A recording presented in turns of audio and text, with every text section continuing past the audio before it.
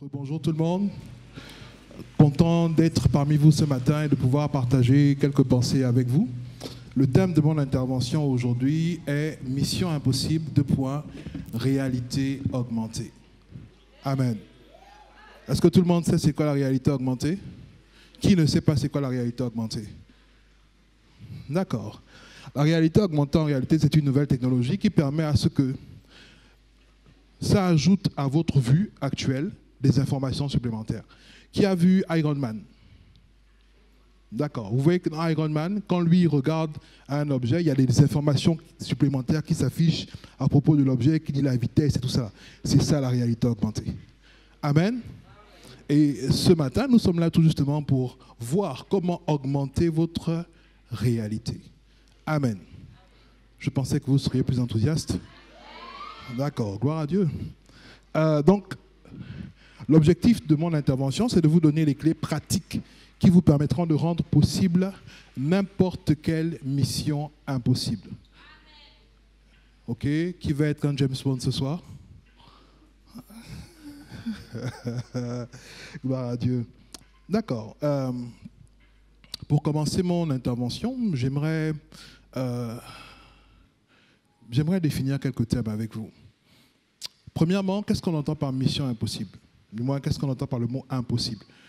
Ce matin, vraiment, je vais être très interactif et puis très pratique. Ce sera pas, je sais pas comment dire ça, un sermon. Ce sera vraiment un échange. Qui peut me définir c'est quoi impossible? Pardon?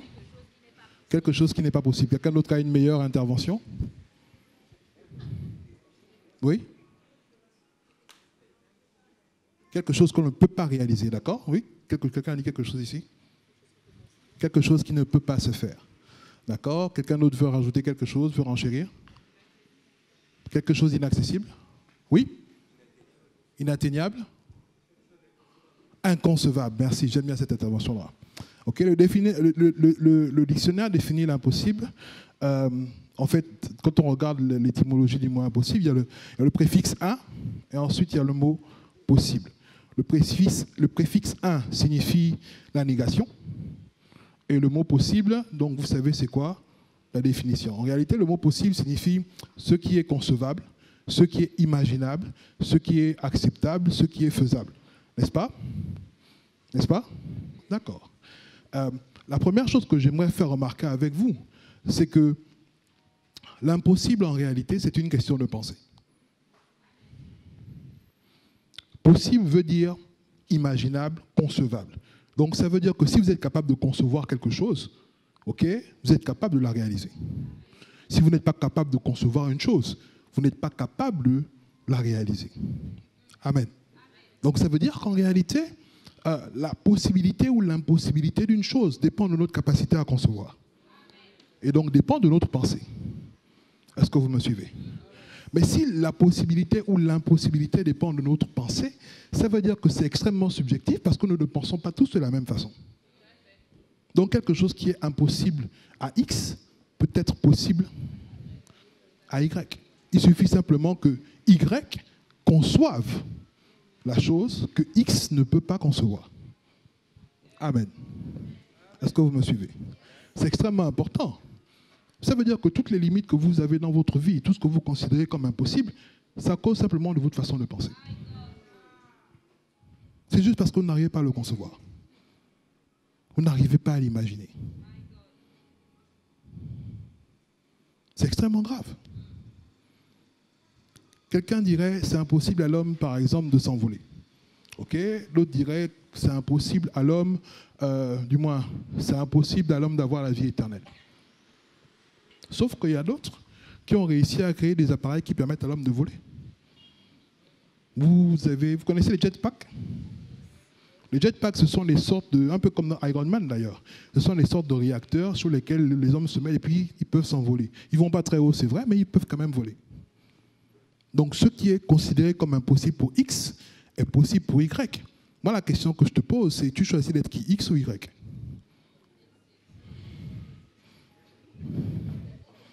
Ok, qui est partant pour être X? X est celui qui ne peut pas concevoir. Qui est partant pour être Y? Ah, c'est bien. Vous savez que dans science, le chromosome Y, c'est le chromosome de...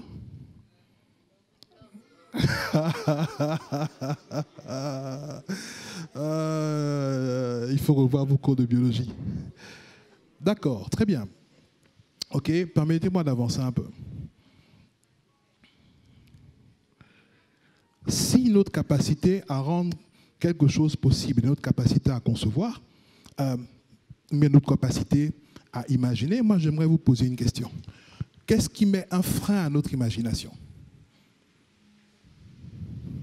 Qu'est-ce qui met un frein à votre imagination? Qu'est-ce qui vous empêche de concevoir l'inconcevable? Oui? La peur, d'accord? De quoi? Le manque d'assurance? Les épreuves? Le manque de foi? Le manque de foi? L'environnement? Merci. Oui? La réalité, merci, exactement. Vous savez, le problème avec l'imagination, c'est que notre imagination est fortement dépendante de notre réalité, de notre environnement. En réalité, il y a beaucoup de choses que nous croyons justes parce que l'environnement dans lequel nous sommes croit aussi que c'est juste. Il y a beaucoup de choses que nous croyons impossibles parce que l'environnement dans lequel nous sommes pense aussi que c'est impossible. OK? Mais parce que nous sommes des gens extraordinaires, OK, nous décidons tout justement de ne pas penser comme l'environnement. C'est pour ça que la sœur Karel Lambourouet, ici présente, nous le dit souvent. C'est dans Romains 12, je crois, le verset 2. Ne vous conformez pas au siècle présent, mais soyez transformés par le renouvellement de votre intelligence. Est-il donc possible que, parce que notre intelligence est non renouvelée, est conforme à ce que les autres pensent et conforme à l'environnement, que nous soyons pleins d'impossibilités? Parce que nous nous conformons au style de pensée général, nous sommes remplis de limites et d'impossibilités. Lorsque nous sortons du style de pensée général, nous commençons à entrevoir les possibilités. Amen. Vous savez, dans le monde, du moins, la pensée générale dit que pour voir, il faut avoir les yeux ouverts. N'est-ce pas? Qui n'est pas d'accord avec ça? Vous me regardez comme si je mentais. Est-ce qu'on peut voir les yeux fermés? Eh bien, tout justement, c'est ça le problème. L'imaginable, ok, l'imagination se voit les yeux fermés. Ça ne se voit pas les yeux ouverts. Toutes les personnes qui se limitent simplement à ce que leurs yeux peuvent voir, ok, ne peuvent pas développer tout justement la réalité augmentée. Amen. Moi, j'aimerais que vous fassiez quelque chose aujourd'hui. Vraiment, je veux que ce soit pratique. Fermez vos yeux et puis commencez à imaginer quelque chose qui était inimaginable pour vous. Non, fermez-vous. Nous, ici à Extraordinaire, quand on ferme les yeux, on voit. Dans le monde, quand on ferme les yeux, ils ne voient pas. Nous, quand on ferme les yeux, on voit. Donc, fermez vos yeux et commencez à imaginer quelque chose qui était inimaginable pour vous. Qui était inconcevable pour vous. Est-ce que vous avez vu cette chose-là? Qui a vu? C'est extrêmement important. Si vous ne voyez pas l'inimaginable, elle ne va pas devenir possible. Parce que c'est ce qui est possible, c'est ce qui est imaginable, ce qui est concevable. Donc si vous n'arrivez pas à voir dans votre esprit, la chose en question ne pourra pas se réaliser. Il y a des gens ici qui veulent devenir milliardaires, ou bien d'autres simplement se marier, ou bien être heureux. Okay? Si vous n'arrivez pas à voir dans votre tête comment est-ce que vous êtes lorsque vous êtes milliardaire, ou bien lorsque vous êtes marié, ou bien lorsque vous êtes heureux, vous ne le saurez jamais. À quoi ressemble le bonheur pour vous? Fermez vos yeux et voyez. Regardez le bonheur. À quoi ressemble l'homme idéal? Fermez vos yeux et regardez l'homme idéal. À quoi ressemble la femme idéale? Fermez vos yeux, voyez la femme idéale. À quoi est-ce que vous allez ressembler lorsque vous serez milliardaire? Fermez vos yeux et voyez-vous milliardaire. Amen. Amen, amen, amen. La première clé pour rendre tout ce qui est impossible possible, c'est votre imagination. Amen. Je vais aller dans la Bible pour vous aider un peu à comprendre ces éléments en profondeur. Si vous avez votre Bible, prenez avec moi, s'il vous plaît, Deutéronome 29, 29. Voici ce que le verset dit. Regardez sur les écrans. Moi, je vois les écrans. Ma réalité augmentée, je vois les écrans. Si vous ne voyez pas, ça vous regarde. Deutéronome 29, 29. Les choses cachées sont à l'Éternel, notre Dieu. Les choses révélées sont à nous et à nos enfants à perpétuité, afin que nous mettions en pratique toutes les paroles de cette loi. Les choses cachées, celles qu'on ne peut pas voir, sont pour Dieu. Les choses révélées sont pour nous et pour nos enfants à perpétuité. Ta capacité à voir ne t'affecte pas que toi, ça affecte aussi ta descendance. Donc, ton incapacité à voir affecte aussi ta descendance. Tu as besoin d'ouvrir les yeux. Tu as besoin d'avoir le troisième œil au milieu du front. Le Sharingan. Ok? Parce que ce n'est pas simplement pour toi, c'est aussi pour tes enfants. Je continue. Proverbe 25, verset 2. La gloire de Dieu, c'est de cacher les choses. La gloire des rois, c'est de sonder les choses. J'ai été particulièrement béni lorsque j'ai analysé, réfléchi sur ce verset. La Bible dit que la gloire de Dieu, c'est cacher les choses. Donc Dieu et les rois jouent à cache-cache. Ok? Je n'ai pas dit Dieu et les hommes. J'ai dit Dieu et les rois. Dieu et les rois jouent à cache-cache. Dieu, sa gloire, c'est prendre les choses et puis les cacher. Les rois, leur gloire, c'est de sonder les choses qui sont cachées. D'accord? Mais avant d'aller dans la définition du verset, j'aimerais revenir sur quelques éléments avec vous. C'est quoi la gloire? Tout le temps, il y a l'église, oh gloire à Dieu, oh Jésus, ta gloire, oh la gloire. C'est quoi la gloire? Je suis sûr que ça va être difficile. C'est quoi la gloire? Ah, donc vous venez tout le temps à l'église, oh Seigneur, ta gloire, ta gloire. Vous ne savez pas c'est quoi la gloire? Que Dieu nous aide.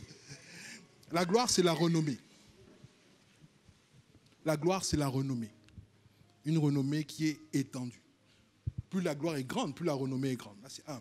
La deuxième définition de la gloire, c'est l'honneur qui est dû à cause d'un acte posé. Ok? Donc, si je comprends bien le verset, la renommée de Dieu, ce pourquoi il est célèbre, c'est parce qu'il cache les choses. Ok? Et ce pourquoi les rois sont célèbres, c'est parce qu'ils découvrent les choses. Parce qu'ils sondent les choses. Ok?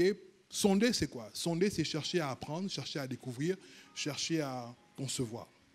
Ok? Par exemple, lorsqu'on veut faire la conquête de l'espace, ce qui est déjà en train de se faire, on envoie des sondes un peu partout dans l'univers pour que les sondes aillent explorer les endroits que nous ne connaissons pas. Pas seulement dans l'univers, des fois on envoie des sondes aussi dans le fond de la mer ou bien au fond de la terre pour pouvoir accéder à des endroits où nous n'avons pas accès. Donc pour apprendre, découvrir des choses que nous ne connaissons pas. Ok? Vraiment que Dieu nous donne la grâce, nous fasse grâce d'avoir accès à la gloire des rois. C'est extrêmement important. Ça veut dire que ce qui fera ta renommée, c'est ta capacité à voir. Ta capacité à voir les choses que Dieu a cachées. Ta capacité à faire des découvertes. Ta capacité à découvrir les choses que personne ne connaît. Est-ce que vous me suivez? Ok, vraiment, Dieu m'a fait grâce de vous parler à vous. Vous êtes des jeunes. Nous sommes des jeunes. Moi, je suis un peu moins jeune, mais bon, nous sommes des jeunes. Ok? Et la vérité, c'est que si vous comprenez ces éléments maintenant, ça va être déterminant pour votre futur. Comprendre que la gloire du roi, ce qui fait de vous des rois et des reines, ok, dans le monde, c'est de découvrir les choses qui sont cachées. Ce n'est pas Instagram. Ce n'est pas Facebook. Ce n'est pas TikTok où les gens deviennent maboules, ils font maintenant un peu n'importe quoi. Je ne sais pas pourquoi les gens aiment il y a du bon et du mauvais, mais bon. Les gens, ils se ridiculisent sous les autres sur TikTok, comment ils font les danses bizarres et tout. Même s'ils gagnent de l'argent, on ne vit pas pour l'argent. Je suis désolé. Ok. Qu'est-ce que je disais même déjà avant TikTok? Voilà. Ok, merci. Donc, la gloire de roi, c'est de sonder les choses, de découvrir les choses qui sont cachées. Donc, ça veut dire que pour pouvoir découvrir les choses qui sont cachées, il faut être dans un perpétuel processus de recherche et d'apprentissage. Est-ce que vous me suivez? Or, le problème que nous avons dans notre génération, et particulièrement dans notre pays, c'est que les gens n'aiment pas apprendre. Ils n'aiment pas chercher. C'est la raison pour laquelle, et ce n'est pas un secret, le Gabon a le taux d'échec scolaire le plus élevé au monde. Ok? Vous comprenez ce que ça veut dire? Ok? Et c'est 2 fois, le taux d'échec scolaire est 2 fois supérieur à la moyenne africaine. Donc dans tous les pays d'Afrique, là, notre taux d'échec, c'est 2 fois supérieur. Et c'est le pire dans le monde entier. Ok? Comment devenir des rois et des reines dans des conditions pareilles? La seule façon de le faire, c'est d'être dans un processus constant de recherche et d'apprentissage. Il faut élever le niveau. Est-ce que vous me suivez? D'accord. Laissez-moi aller un peu plus loin, plus en profondeur, par rapport à cela. La Bible nous dit, dans Seigneur Jésus,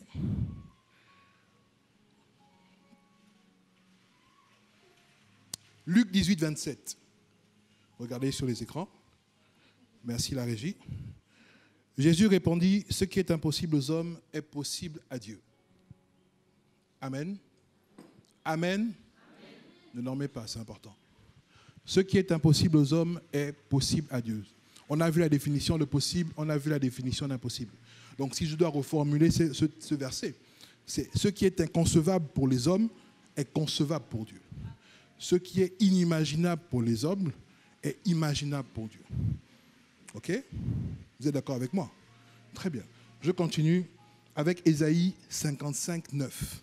Autant les cieux sont élevés au-dessus de la terre, autant mes voix sont élevées au-dessus de vos voix et mes pensées au-dessus de vos pensées. C'est Dieu qui parle. Est-il possible tout justement que notre imagination soit limitée parce que notre niveau de pensée est très bas?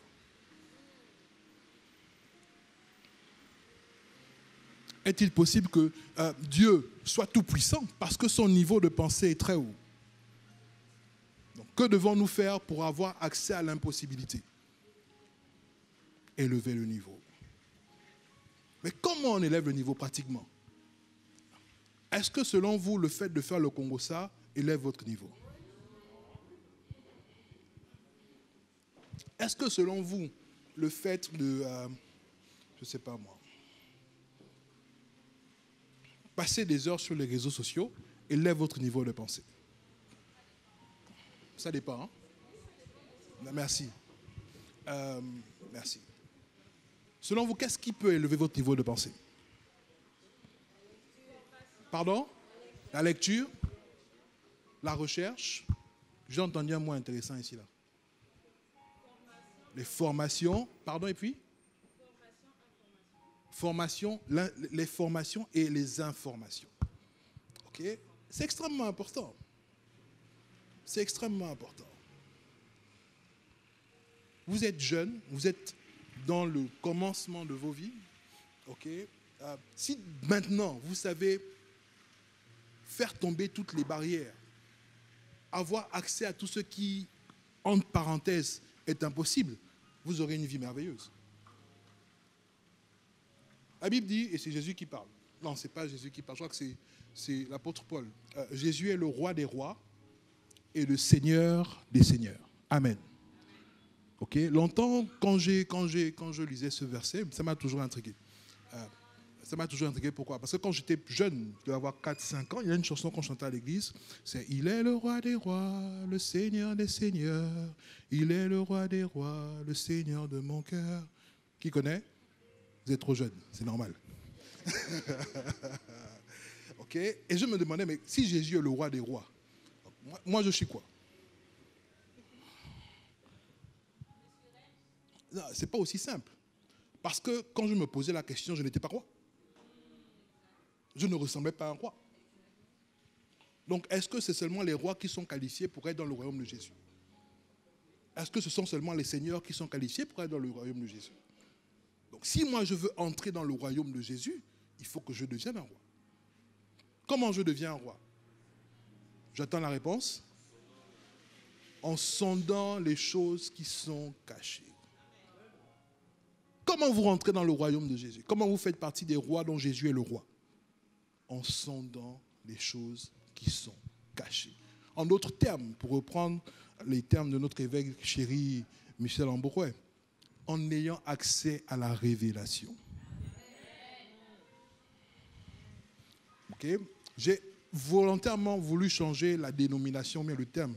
Parce que quand on dit avoir accès à la révélation, ça semble être réservé à une catégorie de personnes. C'est comme si Dieu venait souffler dans ton oreille. Voici la révélation. Okay? La réalité, c'est que ce n'est pas ça. La révélation, c'est quand on cherche. Tu prends la Bible, tu sondes la Bible, tu réfléchis, tu écris, tu fais des recherches sur Internet et tout pour comprendre les versets. Tu prends la rousse, tu lis la rousse quand tu ne comprends pas un mot. La révélation arrive comme ça. Ce n'est pas plus compliqué. En réalité, la révélation vient quand on fait l'étude de texte. Si tu savais faire les études de texte correctement à l'école, tu n'auras aucun problème pour avoir la révélation. Amen. Amen. Merci.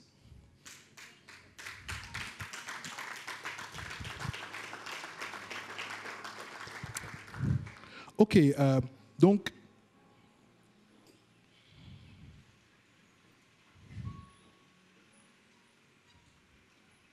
Marc 9, 23. Vous avez compris donc que pour devenir des rois, ou bien pour avoir accès à l'impossible, il faut avoir de l'imagination fertile, donc il faut ouvrir votre esprit, mais aussi que vous devez élever votre niveau de pensée, ce qui facilite naturellement votre imagination, mais votre ouverture d'esprit. Maintenant, le troisième élément clé, tout justement pour rendre l'impossible possible, c'est d'avoir la foi. Et c'est Jésus qui parle dans Marc 9, 23. Jésus lui dit, si tu peux, tout est possible à celui qui croit. Amen. Amen. Là, on va vraiment être un peu plus pratique encore. Tout est possible à celui qui croit. Comment est-ce que je vais vous expliquer ça? Le grand problème qu'on a, particulièrement nous les chrétiens africains d'une manière générale, on prie beaucoup. Ça c'est clair, il y a montagne de prière, il y a le mois de jeûne, on prie beaucoup. Mais le problème c'est qu'on ne croit pas beaucoup. Vous voulez que je vous demande que vous ne croyez pas beaucoup? D'accord. Quand vous priez pour demander à Dieu, Seigneur, fais de moi un millionnaire, un milliardaire. C'est quoi la suite? La suite, c'est que non, on se lève si on était à genoux. Et je vais vous montrer ça. Seigneur, mon Dieu, fais de moi un milliardaire. Je t'en supplie, je veux aider ma famille. Seigneur, je veux semer dans ton église. Seigneur, fais de moi un milliardaire au nom de Jésus-Christ. Amen. Tu as fini, tu rentres chez toi, la vie continue. Et puis tu attends qu'un bon jour comme ça, Dieu claque des doigts, et puis il y a un arbre d'argent qui grandit au milieu de ton salon avec les billets de 10 000 qui tombent et tout ça. Ou bien que non, on t'appelle, oui monsieur, vous avez gagné au PMUG. Ou bien encore, oh non, oui, tonton X qui était milliardaire est mort, il a décidé de te donner toute sa fortune. Okay? Je ne dis pas que c'est impossible. Tout est possible à Dieu, on l'a dit tout à l'heure. Mais la vérité, c'est que nos prières manquent d'efficacité parce que nous ne croyons pas. Si lorsque tu as prié, et je vais le dire avec vous pour que vous compreniez bien, Jésus parle, donc Marc 11, 24. C'est pourquoi je vous dis, tout ce que vous avez demandé en priant, croyez que vous l'avez reçu et vous le verrez s'accomplir. Ok? Lorsque tu as prié, que tu voulais devenir milliardaire, ou bien que tu voulais te marier, ou bien que tu voulais avoir un emploi, si après avoir prié, tu n'agis pas comme quelqu'un qui a déjà reçu ce que tu as demandé, tu ne le verras pas s'accomplir. Ça veut dire quoi? Lorsque tu as fini ta prière pour devenir milliardaire, il faut que tu commences à agir comme un milliardaire. C'est ça la foi. La foi, c'est la ferme assurance des choses que l'on espère. Une démonstration de celles qu'on ne voit pas. On ne voit pas encore le milliard dans ton compte en banque. Toi-même, tu ne vois pas ça avec tes yeux. Mais tu dois voir ça avec le troisième œil. Tu dois voir ça dans ton imagination. Et parce que tu y crois, tu commences à te comporter comme si tu étais milliardaire.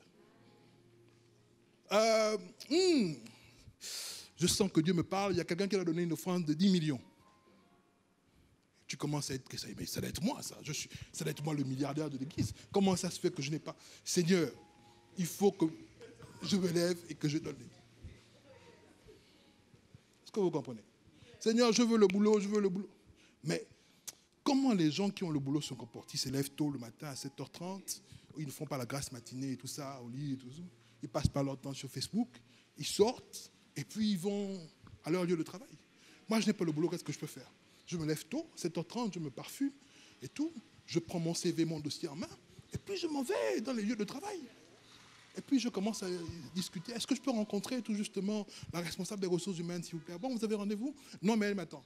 Ah bon? Oui, oui, allez-y. Et puis arrivé, vous discutez. Non, voilà, écoutez, je sais que... et là encore, il y a un petit travail préalable qu'il faut faire. Faire quelques recherches sur l'entreprise ciblée. Okay? C'est vraiment important. Donc vous allez dans le bureau de la responsable des ressources humaines. Je dis oui, mais j'ai regardé dans votre entreprise, vous faites ça, ça, ça, ça, ça. Et puis j'ai l'impression quand même que sur le terrain, vous avez besoin de X ou de Y. Il y a quelque chose qui ne fonctionne pas très bien chez vous. Voilà les solutions que je vous propose et tout ça, machin. Ah bon? Oui, mais qui êtes-vous? Oh, mais voilà mon CV, voilà, je suis offreur de... comment on dit ça déjà? Il y a un mot qu'on utilise pour ne pas dire demandeur d'emploi. C'est offreur de services, j'ai oublié comment on dit ça. Bref, okay? Je suis un professionnel qui offre ses services et tout. Voilà, je suis disponible pour vous accompagner, pour vous aider dans le développement de votre entreprise, dans tel domaine, tel domaine, tel domaine, tel domaine. Okay? Et puis la personne regarde et tout, elle étudie votre dossier, et puis elle appelle le responsable du secteur d'activité dans lequel vous êtes. Et puis vous commencez à discuter. Oui, mais voilà comment vous fonctionnez, voilà. Si vous faites ça, si vous faites ça, si vous faites ça, ça, voilà les résultats que vous aurez. Mais qui ne va pas vous embaucher? Même vous-même. De loin, vous avez identifié le problème de l'entreprise. Vous arrivez avec les solutions, avec les stratégies pour mettre en place. Mais la personne qui ne vous embauche pas, vraiment, c'est une personne qui n'a pas le sens. Or, toute personne dans une entreprise veut que son entreprise perdure. Pourquoi? Parce que ça lui permet de se nourrir elle-même, et puis ça permet aussi de nourrir les personnes qui sont employées. Donc, si vous venez comme des pourvoyeurs de solutions, vous allez dans les entreprises, vous proposez vos services et tout, vous êtes perçu différemment que les gens qui déposent simplement les CV par Internet. Ils envoient les CV et tout ça, je cherche le travail, pitié, ma maman est malade, ou bien mon frère est en prison, ou je ne sais pas quoi. Okay. Il faut sortir de la mentalité du mendiant. Okay. Et puis entrer dans la pensée, dans la mentalité du fournisseur de solutions. Mais d'ailleurs, la raison pour laquelle vous serez milliardaire, c'est parce que vous êtes un fournisseur de solutions. Vous ne pouvez pas être milliardaire sans proposer des solutions aux gens. Vous ne pouvez pas être milliardaire sans avoir un produit à vendre. Mais le produit doit faire quoi? Répondre à un besoin. Donc si vous restez dans la mentalité que je vais être milliardaire, Seigneur, donne-moi l'argent des taxis. Frère, s'il te plaît, donne-moi l'argent des taxis. Ça ne marche pas comme ça. Vous ne serez jamais milliardaire. Donc en plus de voir dans votre esprit, vous devez croire. Mais le fait de croire en réalité, c'est une énergie. Parce que ça pousse au mouvement. Ceux qui ont étudié la physique savent que l'énergie est égale au mouvement. Et vice-versa, le mouvement est égal à l'énergie. En fait, il n'y a pas d'énergie sans mouvement. Ni de mouvement sans énergie. La foi, c'est une énergie. La foi doit vous pousser à l'action. La foi doit vous pousser au mouvement. La foi doit être palpable, doit être visible. Ce n'est pas quelque chose qu'on garde dans le cœur. Oh, j'ai la foi, j'ai la foi. La foi vous pousse à l'action. Vous avez vu dans votre esprit, pour que ce que vous avez vu dans votre esprit se matérialise, vous devez avoir la foi. Amen. Maintenant, on va faire un exercice de foi tout de suite. Ceux qui ont un agenda, prenez vos agendas. Ceux qui ont un téléphone, prenez vos téléphones. Ceux qui ont un carnet, prenez votre carnet.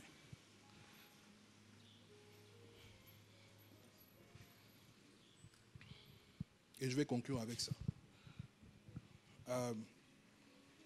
Ce que vous avez vu dans votre esprit, là, qui était inconcevable, que vous avez réussi à concevoir, mais qui est devenu concevable dans votre esprit, premièrement, notez-le.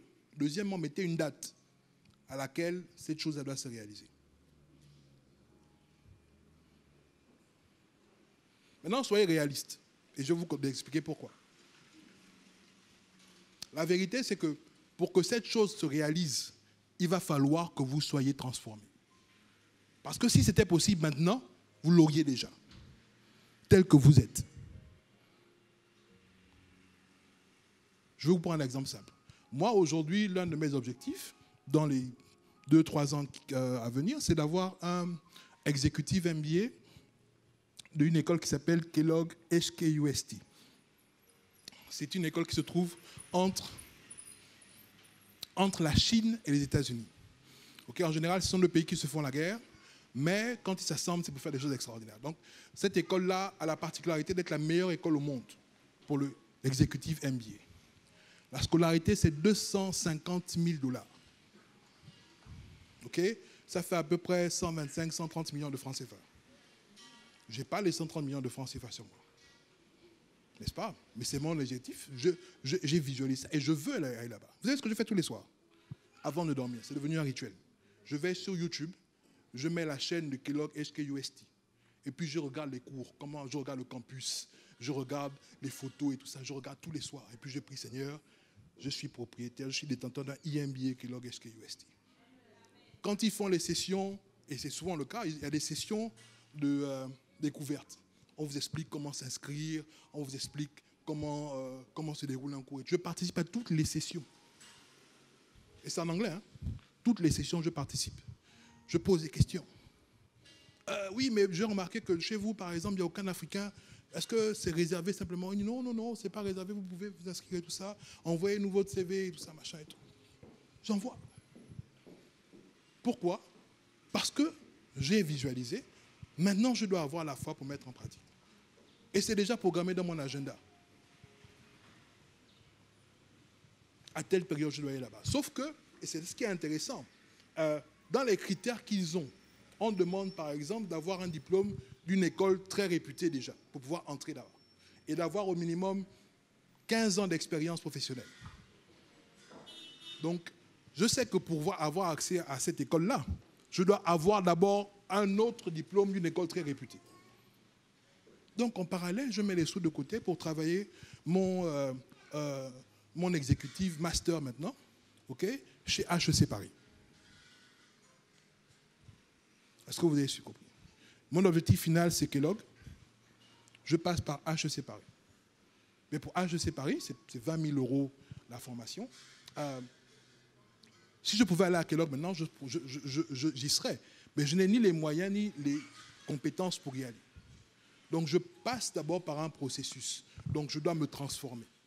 Je passe par des étapes. Et c'est ce que nous allons faire. Vous avez votre vision.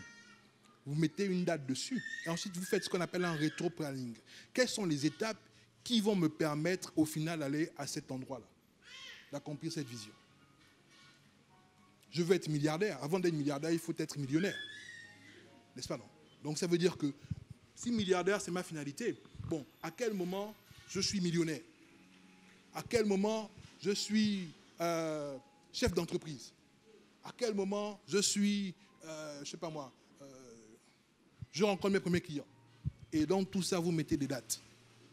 Et vous remarquerez que le long du chemin, vous deviendrez quelqu'un qui a une façon de penser et des comportements totalement différents de la personne que vous êtes aujourd'hui. Avoir votre premier client va demander que vous changez. Si vous n'étiez pas un bon commercial, vous allez devoir devenir un bon commercial. Devenir chef d'entreprise va demander que vous changez. Si vous n'étiez pas un bon leader, vous allez devoir devenir un bon leader. Okay? Être millionnaire va demander à ce que vous changez. Si vous avez l'habitude de dépenser beaucoup d'argent au bar ou bien dans les fringues, vous allez apprendre à avoir un budget, à vous conformer au budget et à gérer vos dépenses avec précision. OK? Donc tout ça, ce sont les étapes qui vous amènent au final à devenir milliardaire. Sans compter l'étape des investissements. OK? Vous devez apprendre à investir. Mais ça, tout ça, vous ne le savez pas aujourd'hui. Vous savez seulement que vous devez devenir milliardaire. Vous vous êtes levé, vous avez prié, et puis vous avez dit, Seigneur, fais de moi le milliardaire. Tant que vous ne rentrez pas dans ce processus-là, rien ne se fera. Amen. Amen, amen. Permettez-moi de conclure avec cette citation de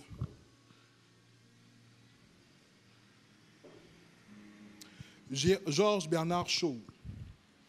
Dans la vie, vraiment notez ça très bien dans votre esprit, gardez-le profondément. Dans la vie, il y a deux catégories d'individus. Ceux qui regardent le monde tel qu'il est et se demandent pourquoi. Donc en d'autres termes, ceux qui se plaignent. Pourquoi ma vie est comme ça? Pourquoi je suis né au Gabon? Pourquoi est-ce que mes parents ne sont pas riches? Pourquoi j'habite à Kingele? Pourquoi X? Pourquoi Y? Et se demandent donc pourquoi. Et ceux qui imaginent le monde tel qu'il devrait être et qui se disent pourquoi pas? Pourquoi est-ce que je ne serai pas milliardaire? Pourquoi est-ce que je ne dois pas habiter à la Sablière? Pourquoi est-ce que je ne serai pas président de la République? Pourquoi est-ce que je ne serai pas député? Pourquoi est-ce que je ne serai pas le Einstein de ma génération? Pourquoi pas? Amen. Que Dieu vous bénisse.